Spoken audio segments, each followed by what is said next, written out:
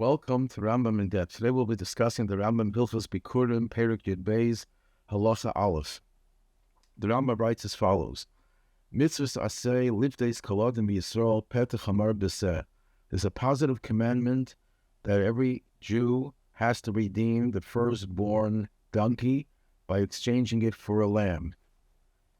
And that, of course, goes to the Kohen.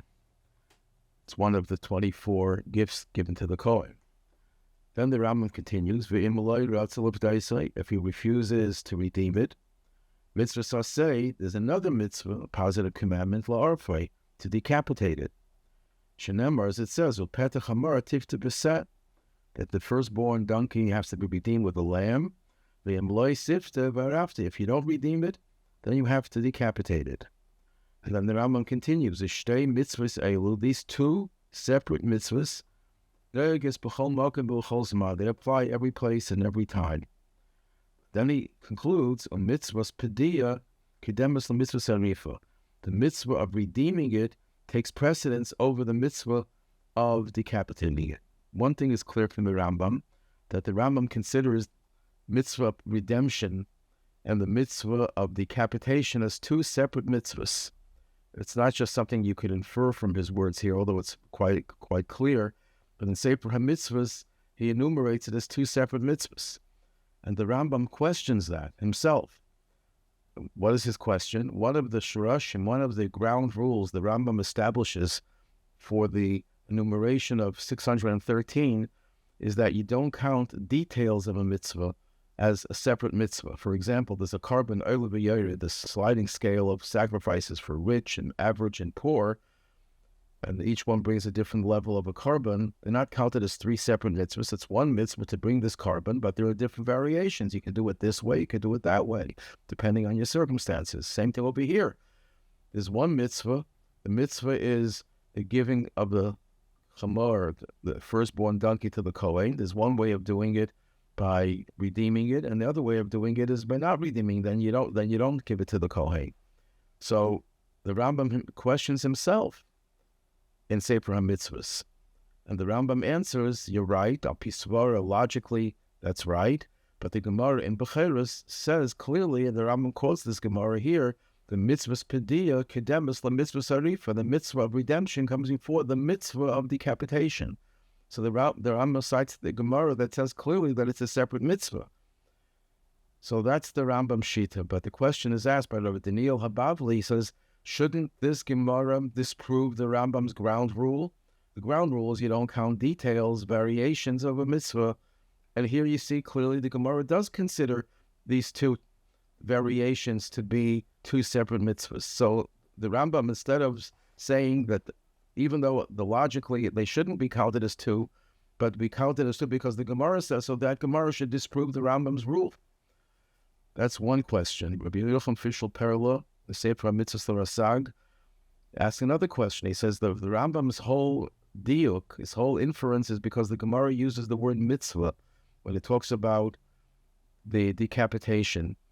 We find in Gemara in Sukkah also uses the word mitzvah for three of the four parts of the lulav and esrog. It says it's three, and then there's another one, a fourth one, and it counts the three mitzvahs versus one mitzvah.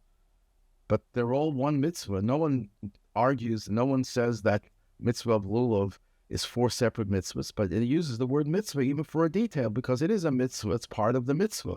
So you can't prove that from the language.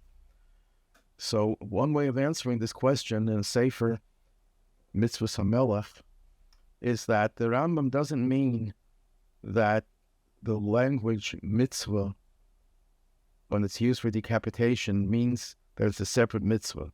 He's medayik, he's drawing the inference from the Gemara's statement that the mitzvah of Arifa, of Pidyon, comes before the mitzvah of Arifa. Why is that? That's the question over here that the Rambam is trying to figure out. And the answer is, when it comes to the mitzvah of Pidyon, there are actually two separate components to it. What do I mean by that?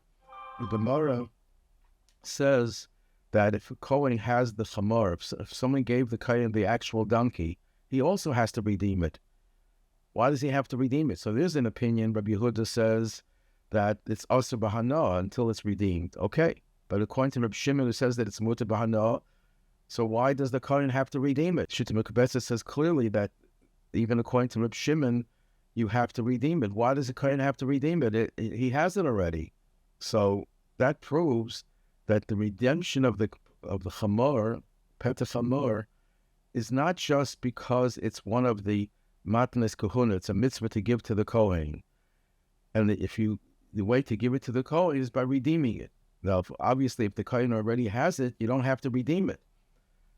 But there's another mitzvah, a separate mitzvah. The mitzvah is to redeem it in and of itself, not only because it facilitates giving the gift to the Kohen, but it's a separate mitzvah of redemption. And this Yesod is stated actually in the Ohr Sameach. The Rambam rules, the Halacha is that you have to give a lamb or its value. You can't just give another animal, another object, unless it has its value. So the question is, when it comes to matnas kahuna of Pidyon Haben, you have to give 5 slime. If the Kohen, you give him something else, it's not worth 5 slime, but the Kohen says, to me it's worth, as long as it's worth to him, it's good enough. So why over here it's not good enough? It has to be the exact value.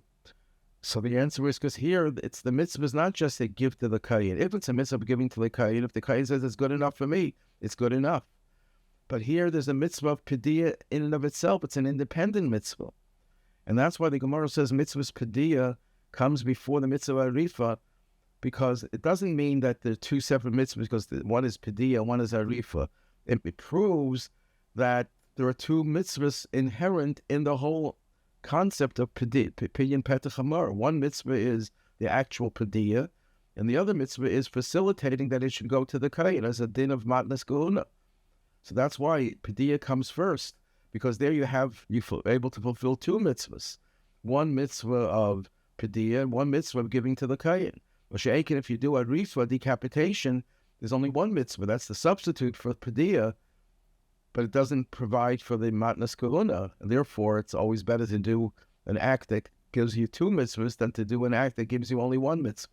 So that's why the Rambam counts it as 2 separate mitzvahs, not because Arifa and Pidyon themselves are 2 separate mitzvahs, but there are 2 mitzvahs in Pidyon Petach Chamor, and when you do the Pidyon, you get both of them. If you do the Arifa, you only get one.